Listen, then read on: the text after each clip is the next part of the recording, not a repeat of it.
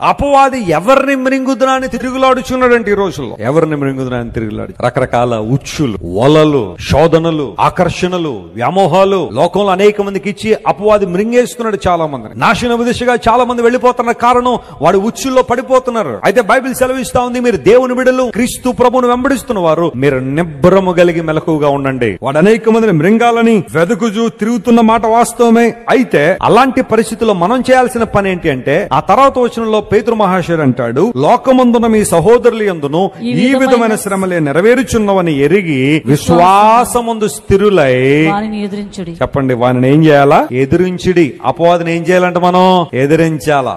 Resist the devil. లోకమందున్న మీ సహోదరులు కూడా అలాంటి శ్రమలే ఎదుర్కొంటున్నారని ఎరిగి విశ్వాసమందు స్థిరంగా నిలిచి అపవాదిని ఎదిరించండి. అంటే నువ్వు విశ్వాసంలో స్థిరపడుతున్నావు అంటే అర్థం ఏంటంటే నువ్వు అపవాదిని జయిస్తున్నట్టు లెక్క. హల్లెలూయా.